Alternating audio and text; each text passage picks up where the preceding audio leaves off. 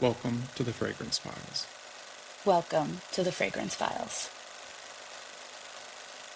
So if I had to start over with my collection, I think since I did start doing this in 2012, I would buy a couple of bottles of Fleur de Mal from Jean-Paul Gaultier because it's such an awesome scent. I don't know why I never bought a backup, but it's the one that I'm looking for a vintage fragrance and a collection like mine. So that's something I would do over if I did have to start this over in 2012.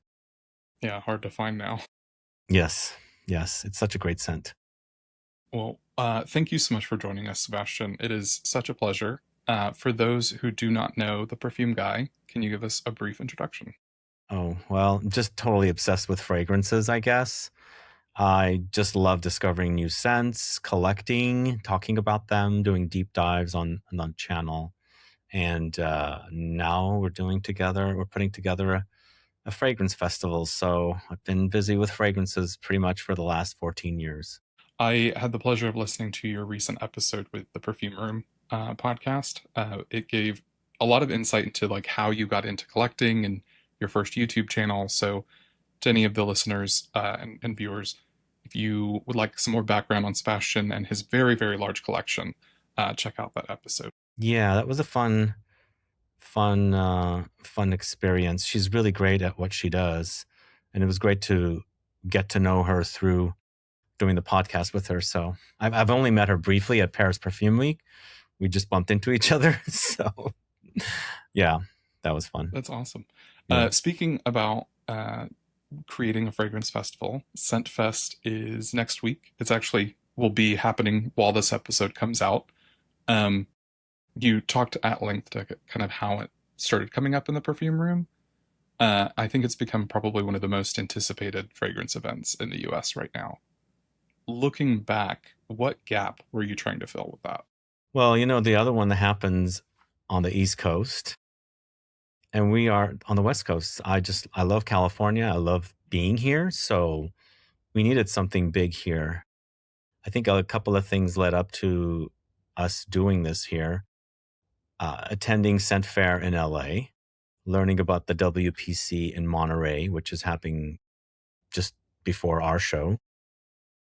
And then there was the Business of Beauty Global Forum. Because of those two events, I thought, we gotta do something here when there's already people here sort of connected in the industry. So there was definitely a need here, and it looks like it's people want it. So because we're almost at 3,000 tickets sold, and that's between single day and 3 day, I there's a demand for it. So we did the right thing to do this. And we only launched on March 8th. So it hasn't even been 4 months that we started putting this show together. So it's pretty intense and insane that we got to the stage that we're at. So I'm very, very happy where we're at. Yeah, very excited for it. And was there a moment while you were planning this that you were like, oh, this is becoming much bigger than I anticipated? There was a few moments that I said, I'm just giving up. This is just too intense to do. But I had already booked my trip to Paris for Paris Perfume Week last year, so I almost canceled that because I wanted to focus on trying to get exhibitors. But it was a good idea for me to go to Paris because I made appointments with a lot of brands that we kind of got to agree to come and exhibit. So after I got back, I was like, okay, this is becoming bigger than I thought it was going to be, because we thought, there might be 50 brands, but we have over 110 brands available at the show. So yeah, after I get back, end of April, early May, it was like, okay, this is becoming something really big. So yeah, we're excited where we're at today. Yeah, it's been very cool seeing kind of the gradual flow in of brands and exhibitors. And I'm like, oh, I can't wait to see them. Or I haven't ever smelled any of these brands. You have a lot of brands that are, I think maybe the first time they're coming to the US. Yeah, I think, well, we've got some Korean brands, we've got some Chinese brands, we've got some um, Thai brands, Thailand, even like French brands and Italian brands. I don't think not everyone's been at the show. So I mean, some of them have participated at Scent Explorer, but a lot of these brands have not participated in any shows in the USA. So I'm glad to be bringing them here to do this for the first time. And I think people want to experience and sample brands that they can't get access to at the stores. So Yeah, it's really phenomenal to see how the community is just latched on, and there's so much buzz. I see TikToks of people planning outfits and wow, organizing who's going to get breakfast where. It's really cool because the community is still small enough that it's like, oh, I'm excited to meet this person in the flesh at this event. So you're really creating a space for people to smell and love perfume, but you're also kind of shepherding in this community to the West Coast. you're absolutely right. I haven't been keeping up on TikTok. I'm still not 100% using it, but it's nice to hear all of that. I didn't even know people were planning outfits and planning breakfasts with people. So that's cool. Yeah. Yeah. Um, Shifting back a little bit towards you, after handling and smelling thousands and thousands of fragrances and creating content for over a decade, do you feel like you're collecting perfume or are you collecting the stories and emotions? So my collection consists of fragrances that are current and fragrances that are discontinued. I think what I'm really collecting are the ones that I really want. They generally tend to be the discontinued ones that I never got access to or got. I would call that really my collection. Everything else is fragrances for me to speak about in content that I produce on YouTube. So it is my entire collection, but for me, the ones that I really want to collect are the ones that I were missing, was missing in my collection, or the ones that I really wear. If I wear fragrances a lot, then I'll have more than one bottle. And I'll have one here, one at the house, and several backup. So I think my real collection is the vintage stuff and the ones that I really wear, but everything else is here for me to pull from and speak about. You know, I'll do an animalic video and I'll have animalic fragrances. I'll do one on rose and, you know, it's nice to access all of those and do my 3 hour long deep dive videos. So you need a lot of, you know, product to show and talk about. Yeah, for sure. Have you, it seems almost like with the part of the collection it sounds like you hold really dear is this vintage. Would you say it's almost beyond simple acquisition, more towards like preservation of these fragrances? I think it is preservation because, you know, people come in here, they want to smell some stuff that they've never had access to. I mean, I'm not an expert in preserving perfumes because I have had perfumes turn, especially the ones that are very citrus forward. But I guess me having these fragrances and keeping them in a cool, dark, dry place most of the time is a way of preserving the fragrances. Because I mean, I don't want to forget these fragrances because these are probably very historic and they had a lot of meaning when they were out. But somehow they, for some reason, didn't click.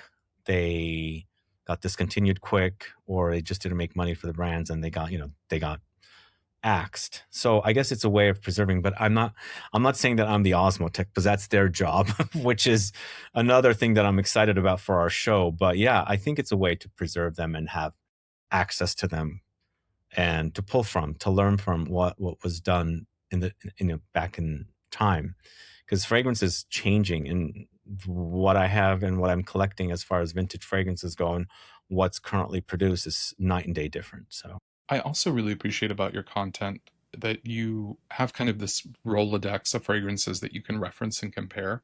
Um, I did not grow up wearing fragrance or really knowing about it. So there are fragrances from the 80s and 90s that are history and I will never be able to smell them. And in your videos, you've been able to call back and you'll say, well, this, if you were a fan of, you know, Kuros, you might enjoy this now. And it was kind of an interesting play where I was like, I need to learn more of my perfume history. It's not always about the new release. I agree. I mean, if it wasn't for those fragrances, we wouldn't have the fragrances today. It's and I think growing up in a family, I'm the oldest and I was the first child. Mom and dad were still wearing a lot of fragrance. They were also going out when I was young.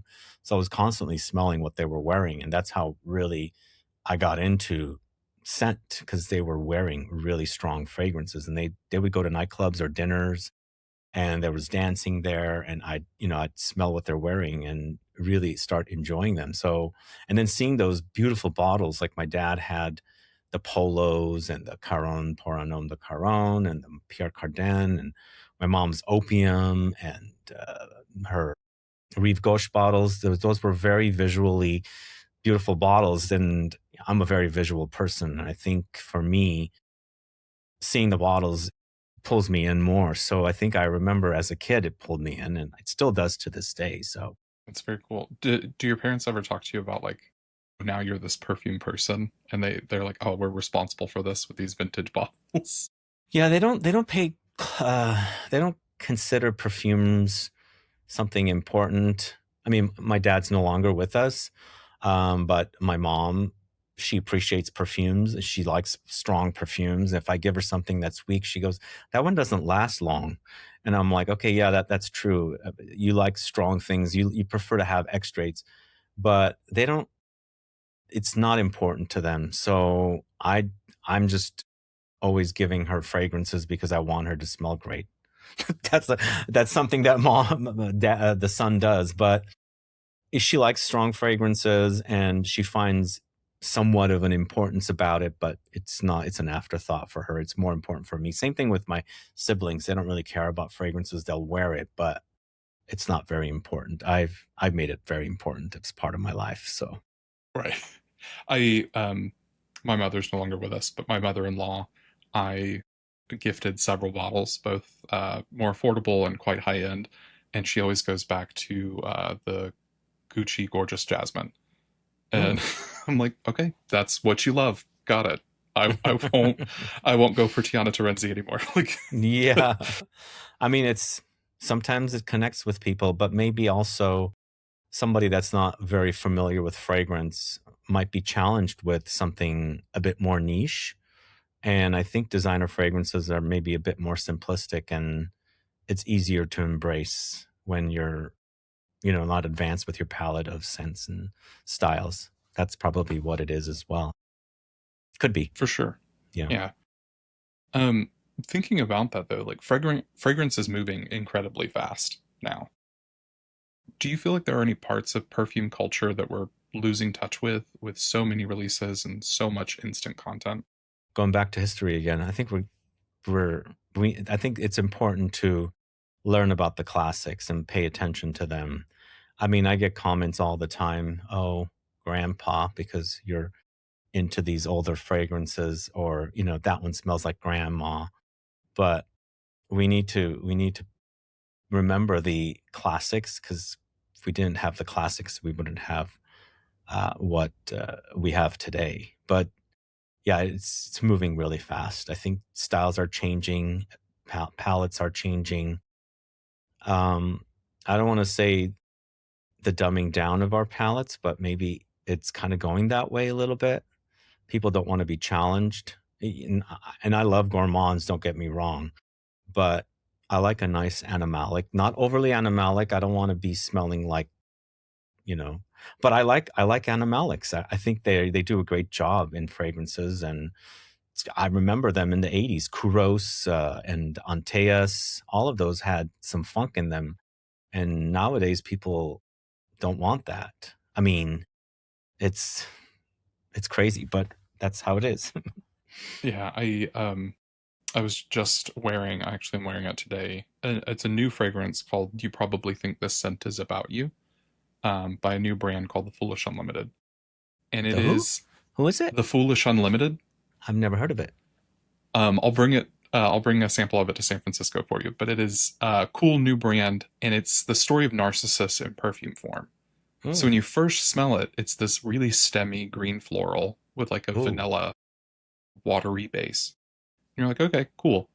But as it warms and develops on the skin, this like hay and sweat starts to come up, and this idea of like self love. Okay. Wow. It has a little bit of funk to it that I really gravitate towards, because initially I was like, I don't think this is my style. I don't usually gravitate towards florals, and now I can't stop wearing it because it's this Mm. interesting juxtaposition. Um, Wow. yeah, people always skirt away from the the like animalic, musky, sweaty tones. Hmm. Yeah, cumin's one of my favorite notes, and people just don't get it. It's it does have that weird body odor like scent to it, but it's a lot more. It's the spice. I guess if you're not used to the spice itself, it might come across as being body odor, but I absolutely love the spice itself, and I can separate them.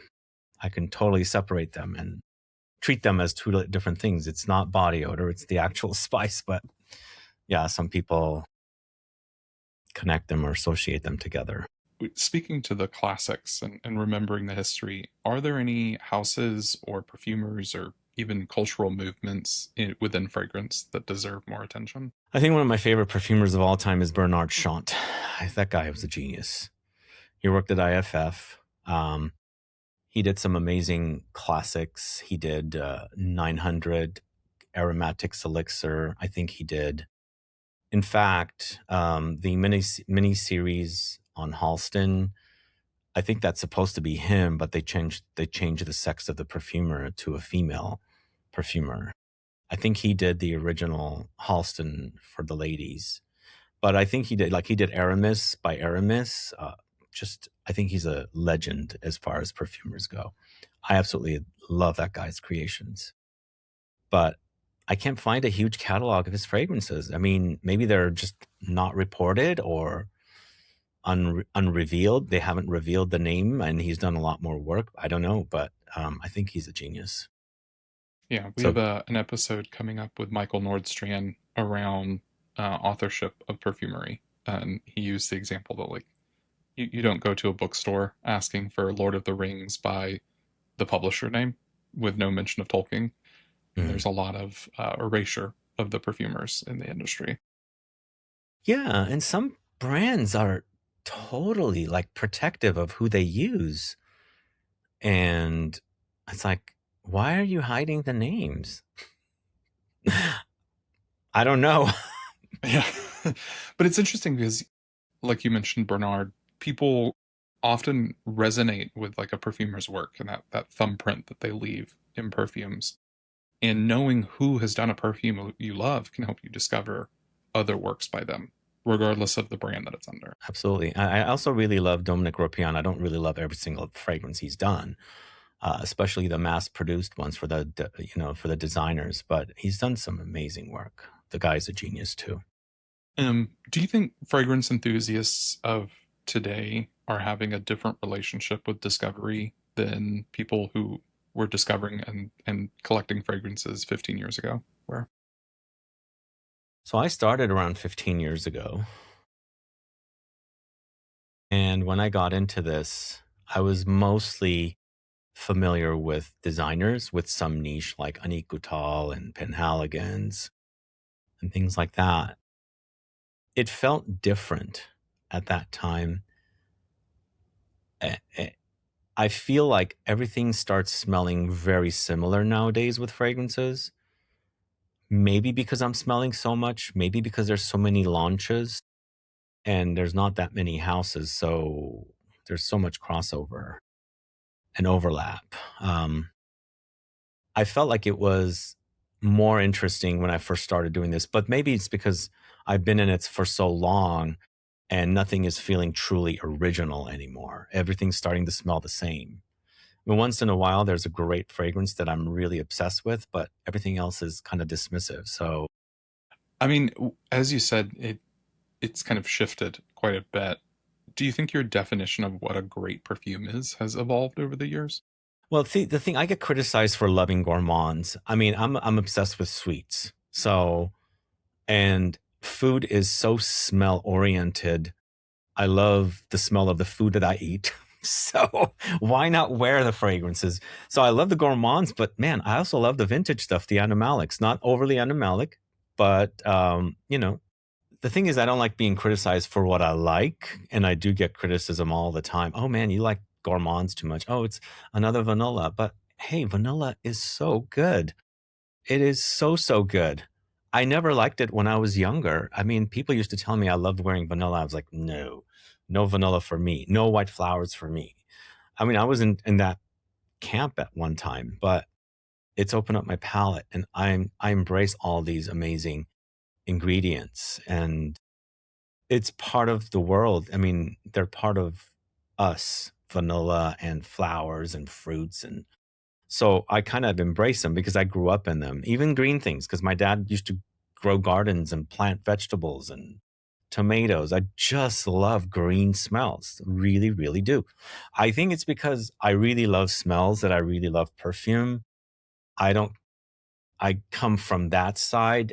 I and growing up in a family that appreciates fragrances turned me into this. Some people come from a different side. Somebody has gifted them a bottle of perfume and they're kind of casual wearers and they kind of somehow, go to the next level and are in, go down the rabbit hole of discovering fragrances. I just love smells. That's kind of what got me into enjoying fragrances. And some people don't appreciate smells. They just appreciate fragrances. But I appreciate smells and I appreciate fragrances, if that makes sense. Absolutely does. It's funny that you say you're known for vanilla and gourmands because I really consider you like like Mr. Patchouli in my brain because you exposed me to like the depths and the types and the presentations that patchouli can come with. hmm I get criticized for patchouli as well. I'm like, somebody says, you love patchouli too much. I'm like, I just love it. I just love the way it smells. I mean, I can't. Anyway, yeah, it's fine. I'm all about smells. Patchouli, vanilla, amber, boozy notes, musks, tobacco. These are like my top. Iris lately. These are my top notes. I just love these notes. Yeah, I think one of the big so I had a very large collection for a while, and then I have now curated down, and I only have about 35 bottles. Wow, And a perfume has to be truly exceptional to join my cabinet now. But one of them is a perfume actually turned me on to, which was Kareen by Kareen Roitfeld. I love it. You were talking to Patchouli, and you were like, even if you don't like white florals, like this is something you should try out. And I smelled it and was like, oh wow. I mean, on top of the bottle is probably one of the nicest bottles I've ever held, but Mm. I was like, this is unlike anything I've smelled. It's this really sharp green, chic patchouli. Yeah, Dominic Ropion does it again. He did a great job on that one. It's super sexy. The combination of the earthy, sparkling patchouli against the beautiful, I think it's gardenia and jasmine. There might even be orange blossom in that one. The combination is intoxicating. In fact, there was another fragrance, similar idea, but smelling different. It's a Canton Biche creation, and it's now part of the discontinued Estee Lauder luxury collection. I think it was just called Estee Lauder Luxury Collection, called Radiant Mirage. I'm so bummed that collection never caught on, but that was also similar. It was patchouli with jasmine and a base of sandalwood. Amazing, very intoxicating, super sexy. I love that. I just love it, and I can take patchouli in any different variety or form. I think give me more patchouli. There are, I know a lot of people who are not into fragrance that are like, oh, I don't like patchouli because they're thinking of like the Nag Champa, like hippie store patchouli. Yeah. And Kareen is the one I always pull out where I'm like, well, what do you think about this? And I won't even say it has patchouli in it. And hmm immediately they're like, oh, this is so lovely. Oh, this is so cool. And I'm like, yeah, it's a patchouli white floral. It's not what you would think. Awesome. That's a good one to pull. Yes. You were mentioning that everything kind of smells the same right now because you're smelling so much. What separates a fragrance that impresses you to one that endures for you? Okay. I don't know. I have to step back here. There's a lot of trends that I'm not into. The Middle Eastern trend, I'm not really into. There's been so much oud and Middle Eastern style fragrances. I'm so bored. And I'm Middle Eastern. I'm bored of it. I prefer the classic French style of perfumery, maybe a little bit of the Italian style. But so when I'm going through fragrances and it's reminding me of that Middle Eastern style, I'm like, next, next, next.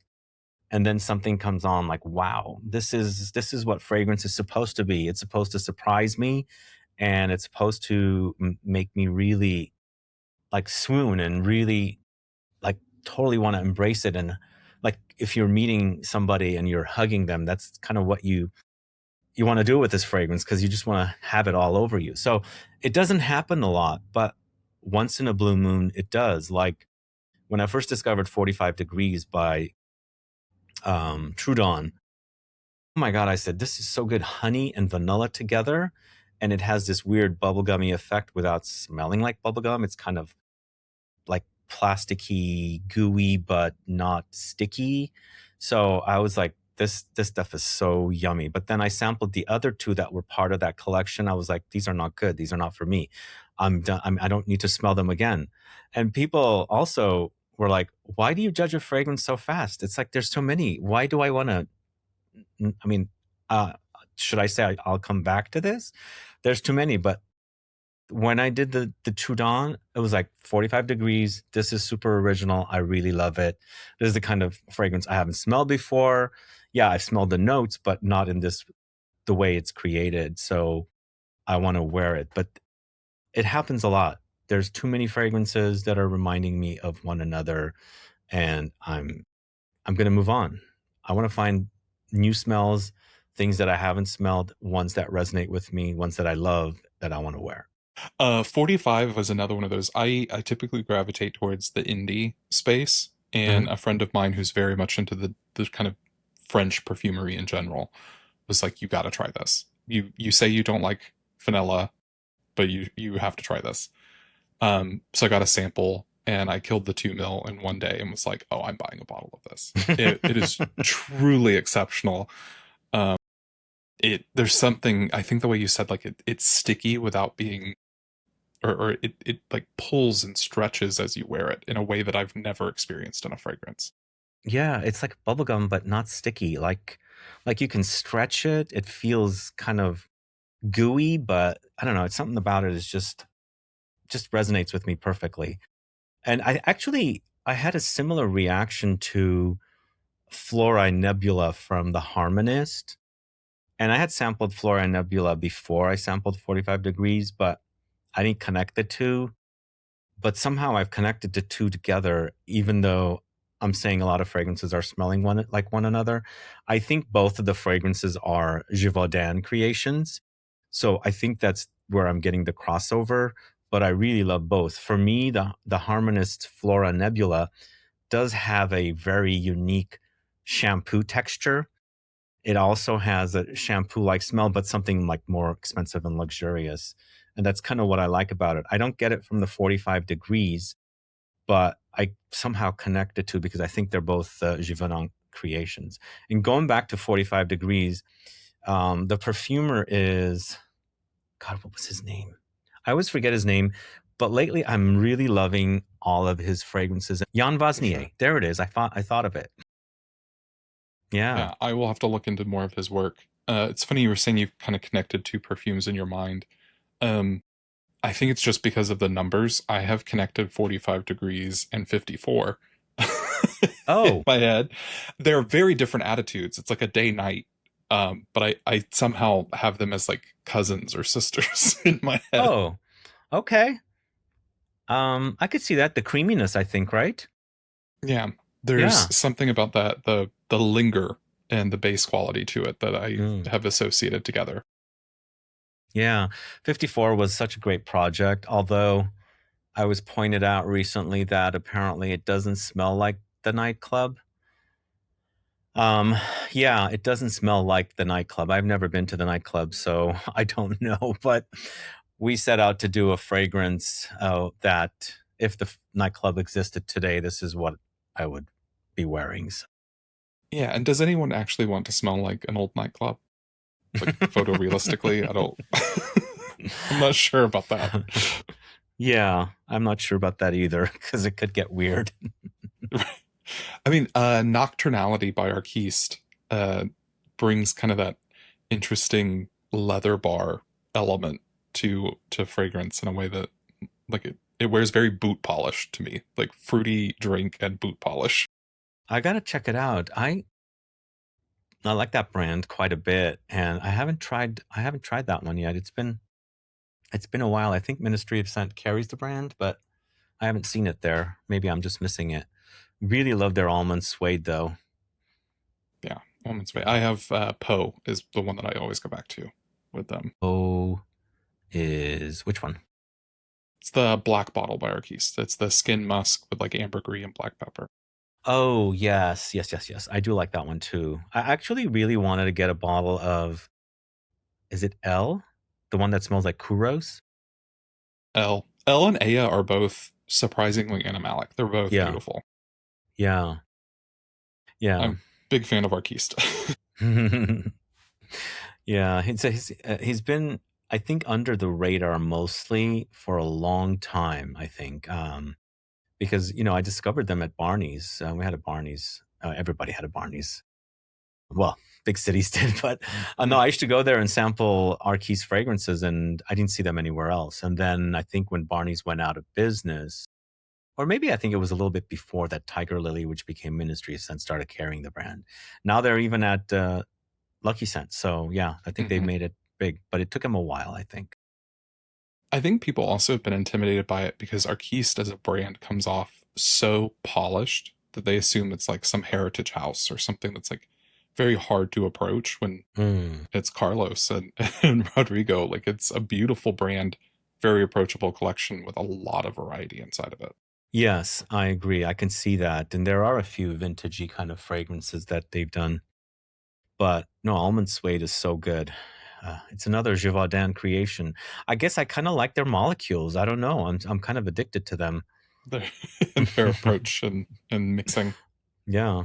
Speaking to the way people approach perfumery, how do you introduce the complexity to the fragrance without making people feel excluded or like they don't have the vocabulary to approach fragrance? I have a simple way of explaining things. I think that kind of helps. But I mean, somebody that's fairly new doesn't understand words like animalic or gourmand is probably going to be wondering what I'm talking about. But I kind of try and use as plain language as I can so people can understand. And if somebody says, "Well, what does that mean?" and I have content on the channel that I can guide them to learn a bit more about some of the things that they're not understanding. So I think that's the kind of approach I take. I just speak in the simplest language as I can so people understand what I'm talking about. And that's kind of what I think people enjoy about my content. I don't get super like overly complicated with my explanations. Otherwise, I get the complaints. Oh, I just want to know if it's good. I'm like, okay, it's good. Wear it then. Yeah. I mean, do you feel like social media has kind of fractured fragrance culture or is it strengthening it? I would say both. I started doing content on Instagram in 2014. In fact, in 2014, the Fragrance Foundation or some foundation in the UK selected my Instagram as one of the top 10 of various accounts. And nobody was doing, fragrance content back then on Instagram. But it's different now. Once the influencer, I mean, I started when there was no influencers. It was nobody was known as an influencer. So I think since it became influencer, content has totally changed. But do you feel like there are parts of the fragrance culture that can only exist when people are gathered in person? No, I think it can exist without people gathering. I think connections happen online and leads to meeting in person as well. I don't want to get like intellectual with anything, but I'm reading things like less and less people interaction with real people is what's going on with the social media accounts and everything. So, but I think bringing people together is definitely a good thing. And so you've known a lot of people all this time, but you've never actually physically met them. And finally, gatherings, fragrance community gatherings are a good thing for some people. Things like Fumed earlier this year in Chicago was the first fragrance event I went to. I travel a lot for work and just have not been able to make Scent Explorer or Polaris or anything like that. Um, so it was my first fragrance event, and getting to see people that I've known and watched online for years was really exciting. And that's another reason I'm very excited for Scentfest is because we do make these connections, but having that tangibility to them just makes it that much more special. I mean, I've been attending these shows for 10 years. I think I went to Yes, the first event was Exance in Milan in 2016, and I went to my first PT Fragranza in 2016, and then Scent Explorer happened in 2019. I went to the first one, and you're getting to meet people. It's kind of weird also because people like treat me like I'm a celebrity. They want to take my photos and photos with me, and I'm like, ah, God, it's kind of weird. But if I was not who I was and I was just, it's nice to see people that I meet all the time and, catch up with what they're doing. Because sometimes you're going so quick with social media and messaging. It's one, two sentences and that's it. You're not really taking it all in with what's going on with the person. So it's always nice to see people and gather, which is what we're going to be doing with our show. So It's interesting that you say like it's a little odd being treated like a celebrity when you are really kind of like of the same era of a lot of like the OG YouTube influencer stars that kind of built a lot of the modern social media and internet as we know it. some people just love that whole being treated celebrity like thing. And I just don't need that personally. I'm just a normal person who appreciates fragrances. I don't need to be treated like a star or something, but I do see some people really totally dwell on it. And I don't dig it myself. So I don't want to be treated that way. I'm just normal like you are, just really passionate about fragrances. Yeah. And I think the fact that you are so down to earth and approachable is what makes your content have such longevity. Anyone can walk into your channel at any video and go, oh, okay, I'm going to learn something here. Thank you. Yeah. I don't, yeah, I don't know. I don't dig that stuff. So one time I was in Italy and I was in a city called Torino. And I just got there, hotel, and I decided to walk out. And there's a department store nearby that I wanted to just go check out fragrances. And I went in, and as I was walking back out, a guy was walking in, gave me eye contact, and then I noticed that he turned around and came back out behind me. And I'm walking and just looking around, and I noticed that he was following me. And I'm like, oh God, what's going on? I'm speeding up, and then he's speeding up too. I slow down, and he slows down, and he's like trying to catch up to me. And I'm like, okay, this is really weird. I got to get out of here. And then I decided to jump into a store. I saw the Laboratorio Olfativo store. I'm like, whoa, it's here. I never even noticed. So I got in, and I somehow missed him or something. And then as I was in the store waiting for the associate, there's a whole bunch of fragrances. I got a message on Instagram. It said, "Are you in Turin?" I'm like, "Yeah, who are you?" Oh, I said, "Is that you that was following me?" He said, "Yeah." I said, "Why didn't you say hi?" Oh, I was too nervous. I'm like, "Okay." You made me all weird, feeling all freaked out. I'm like, "Okay, thank you." I said, "Don't feel bad. Just say hi." I mean, otherwise I'm like really freaked out with somebody's following me. What are they going to do or something? But that's the kind of thing I don't really like. But it happens. Yeah. Yeah, yeah, just saying hi is much, much easier than following someone around. Yeah, totally. I was like, what are they going to do? I know in your perfume room episode, you mentioned you're a huge film buff, and that kind of brought me into the question of do you feel fragrance captures moments in culture the same way that music and film and architecture do? I think it does. I'm a film guy. I went to film school and I've always loved film. My dad was also, so I learned it from him. See, I took fragrances from him and also film. So, but I'm also a big music fan. So music, film, and fragrances, all, I guess they are similar. I remember 80s films and I remember 80s music. And I also remember 80s fragrances. So yes, I agree with that theory for sure.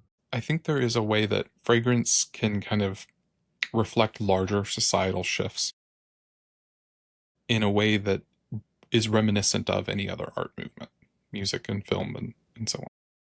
But the thing is, 70s, 80s, 90s, even 2000s, yes, but it's all getting muddied now. it's not as easy because movies from the last decade to now, is anything really memorable? I mean, there might be one or two here and there, but it was more obvious back in the other eras, like when I was young in the 80s. So many great movies, so many great songs, so many great fragrances that stand out. And nowadays, also with fragrances, they're just kind of becoming disposable. Like they're just being cranked out so fast, just like songs these days. I just don't even think they're worth listening to. It's just mass produced garbage, pretty much, I think. So, is that the same thing with fragrances? I mean, I think you have to, because commercialization has made everything so fast and so disposable to your point, and you have to really dig to find the things that are special. You have to find the independent artists that are controlling their narrative. You have to find the fragrances that are really telling a story. Yeah. And that goes back to the theory. People complain that, oh, well, you have to wait for the fragrance. And I'm like, no, I don't. I don't like the way this smells. Why should I wait? Why should I wear it? I go to a store and I'm going through fragrances. I judge right on the spot. I don't need to give it time. So why should I wait? Why do I waste my time smelling something and just wearing it for days to decide later I don't like it? Yeah, I get that because there's also like sometimes you listen to an album by someone and you're like, not your best work. I'll come back for the next one. Like I don't need to sit and analyze it and pick it apart. This just isn't for me. If everything is getting kind of muddy right now, what do you think today's fragrances will tell people about this era 50 years from now? I think it's also maybe a reflection on what's going on in the world, maybe where we're at with fragrances and everything else like music and film. I'm hoping that there's a reset coming up and maybe we go back to the way it was in the 70s and 80s with fragrances. I don't know if that will ever happen. Will people ever like I think people just don't want to be challenged and maybe fragrances from the 70s and 80s or classic or vintage fragrances were more challenging. Maybe there's just too many challenges in the world and people just want to smell great. They don't want to experience something that's difficult to wear. But I'm just hoping that maybe that there comes a day that we go back to the way fragrances were. And again, there's nothing wrong with some of the fragrances that I enjoy. I love gourmands. I love modern fragrances, but I could see going back to where sheepers were like really popular and really appreciating fragrances like that. And animalics, again, not overly animalic, something that's tolerable, but something that's a bit daring. I could totally see that. But I don't know if that will ever happen. I don't. Yeah. If someone were wanting to kind of discover this era in fragrances, we'll say the last 15 years, what are some of the fragrances that pop out to you that would become like the poison of the 2010s and 20s? Well, Baccarat Rouge is definitely one of the fragrances. I mean, Ganymede. I'm going to throw Portrait of a Lady in there because it came out in 2010. It's only 16 years old. Hachivat, maybe. I don't know what else. Everything. Yeah, the thing is, there's so many fragrances in my mind. I always forget them until I do like a look around in my studio to see what's out there. But maybe Parfums de Marly's Leighton, these kind of fragrances stand out. So maybe we'll remember those. The small ones that we probably really love that not many people know about will probably not be the ones that stand out. Yeah, they'll be forgotten to time. Yeah. Well, moving towards our kind of closing reflection, what is something you hope your contribution to fragrance culture ultimately is? I really, like I said earlier, I really love smells. So fragrance is smell. It's something that you smell when you wear it. Do you wear fragrance because you appreciate smells, or do you just wear fragrance because you want to smell great? I think people should appreciate smells as well as the smell of the fragrances. Just I try to teach that with my videos. I always bring up how I learn to appreciate the smells. So I think just appreciate smells in nature. That's what I think my contribution should be. In addition to, appreciating the fragrances, the smells in nature, because I think without those, we wouldn't have fragrances. I also think about a lot of the perfumers that we've talked to when we ask, what is their earliest fragrance memory? It's often not a perfume. It's grandma's kitchen. It's the flowers in the field where I would play. It's nature and it's life and it's the smells of life that lead us down that. Yeah, I totally agree. And the world is full of very pleasant smells and very bad smells. So those bad smells might be challenging, and you might experience some of those bad smells in your fragrances as well. Yeah. Like nightclub, apparently. Yeah.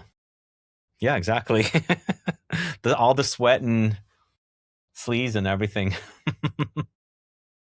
So I know you've been very, very busy getting ready for Scentfest, but what are some fragrances you're enjoying late? Yeah, this question was asked recently, but I'm enjoying quite a bit of 54 still. I'm enjoying Vanilla Mudslide. 54 is by Juicebox. Vanilla Mudslide is by Blendergraphy. I'm launching a new fragrance with Angelo's Creations Olfactives. It's called Soma Panorama. It's another collaboration that I started quite a while ago. It's finally happening here at Scentfest. We will have some premiere bottles, debut bottles available, and I'm wearing that quite a bit. Trudon's 45. A few others that I'm drawing a blank with. I'm looking at the counter here. I don't see them right now, but those I think are good ones to mention for sure. Yeah, I live in Detroit, so we're still kind of in that like late spring, almost summer. I've been wearing a lot of, like I mentioned, You Probably Think This Scent Is About You by The Foolish Unlimited. So Um, wait, the name of that is that the name of a song, or is that what it is?